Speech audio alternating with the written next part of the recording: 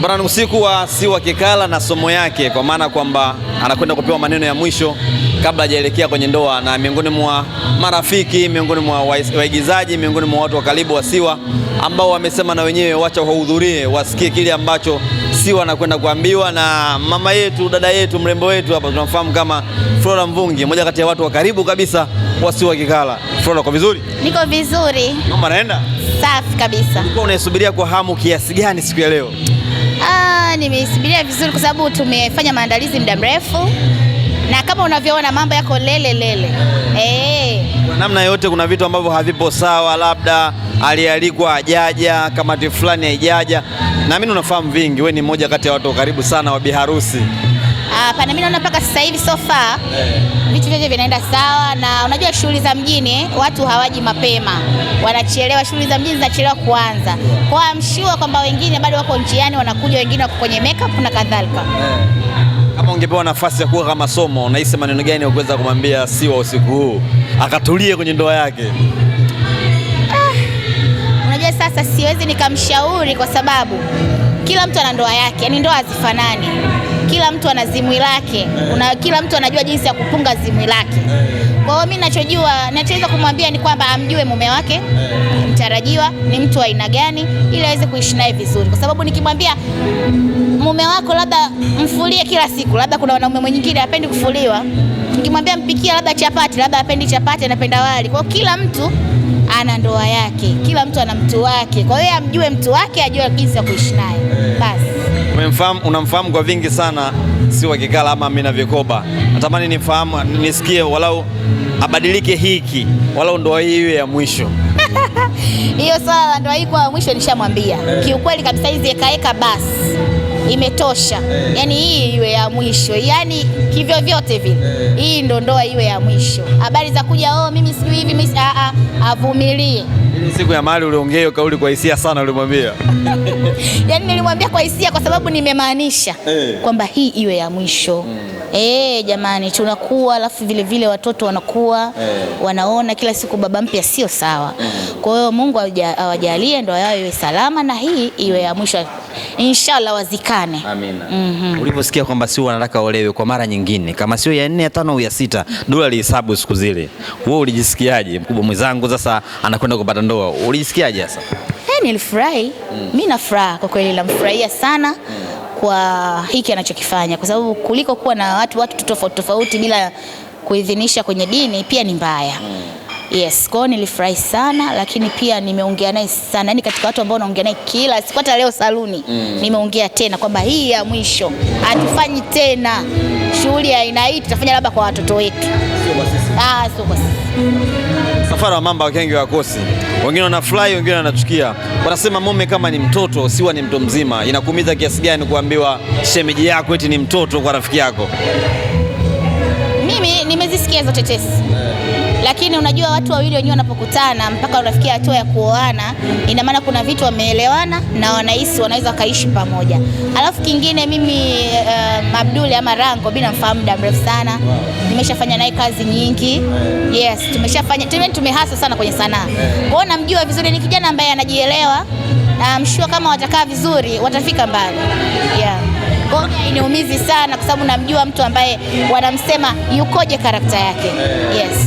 Kwenye huko ambapo unamjua Rango kama sio Abdul shemeji yetu, wewe unaamini ni mtu sahihi kwa maana kwamba anakwenda kuwa na ndoa ya muda mrefu tofauti na wanaume ambao wamepita?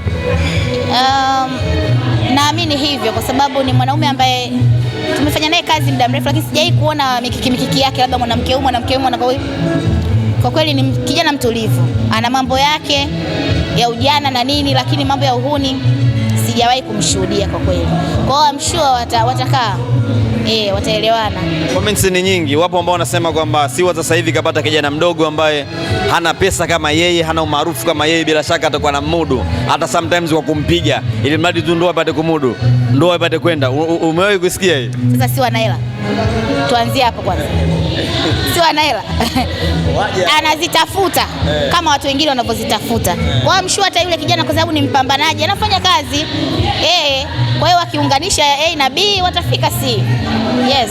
Wengine wanasema Siwa huyu mwanamke gani, mbona yeye anachukua wanaume fulani kama vile mabaharia walioshindwa maisha nchi za watu, mwanaume kachoka kuliko mwenyewe Siwa. Hapana, kwani amechoka? Rangu hajachoka. Rangu mbona yuko vizuri tu jamani. Yuko vizuri, hana shida yoyote kaka wa watu. Hajachoka bwana. Ila tu kila mtu ana choice ya mtu wake. Kwa sababu ndio hizo comment kwamba amefanana na yule sijui na nani na nani. Ndio choice yake, ndio vitu anavyovipenda. Utamlazimisha mtu kubadilisha mtu anayempenda? Haiwezekani. Ndio aina ya mwanaume ambaye yeye anamvutia. Lakini wewe hebu tutete kwanza. Wewe unamfahamu vizuri Siwa. Chuma kinaongea kile. Yule mwanaume wake mpole. Watadumu kweli? Na ndio watadumu sasa. Kwa sababu kila mtu Mungu kampa mtu wake. Yaani mwanamke anayeongea sana akipata mwanaume ambaye mtulivu, umeona kijana ni mtulivu, sio muongeaji.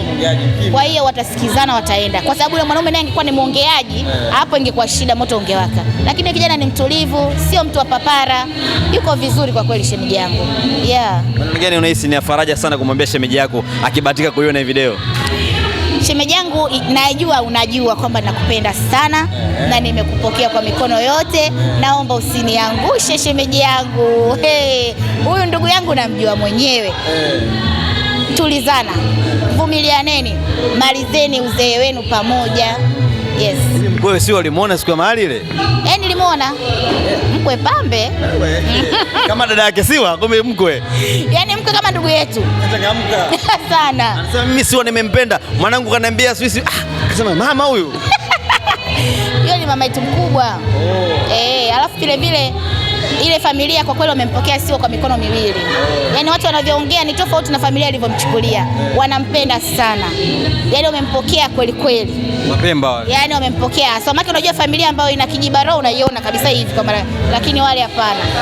Mashallah wanampenda vizuri tu Siwa. La mwisho la kumalizia, labda kwa watu wako ambao wanapenda vile ambavyo unaifanyaga Flora. Upo kimya kidogo, waambie watu wasikie. Mimi siko kime jamani, kama mnavyoniona sasa hivi nashughulika na Flora Mvungi Viwanja Real Estate jamani. Nauza viwanja Kibaha kwa Mfipa, Kibaha kwa Matias. Bei zetu ni elekezi, zinaendana na tabia ya nchi. Lakini vile nina kazi zangu ziko YouTube. Ukiingia pale andika Makalanja, tuna tamthilia ambayo inaendelea sasa hivi inaitwa Madam. Yes. Tunakwenda kuitazama. Muende mkaitazame pale. Haya, asante, twende tukaenjoy. Twende tukajirushe roho. Haya. Unamfahamu vizuri Siwa. Chuma kinaongea kile. Yule mwanaume wake mpole. Watadumu kweli? Na ndio watadumu sasa. Kwa sababu kila mtu Mungu kampa mtu wake. Yaani mwanamke anayeongea sana akipata mwanaume ambaye mtulivu, umeona kijana ni mtulivu, sio muongeaji. Kwa hiyo watasikizana, wataenda. Kwa sababu yule mwanaume naye angekuwa ni muongeaji, hapo ingekuwa shida, moto ungewaka. Lakini kijana ni mtulivu, sio mtu wa papara. Yuko vizuri kwa kweli shemeji yangu. Maneno gani unahisi ni faraja sana kumwambia shemeji yako akibahatika kuiona hii video? Shemeji yangu, najua unajua kwamba nakupenda sana na nimekupokea kwa mikono yote. Naomba usiniangushe shemeji yangu.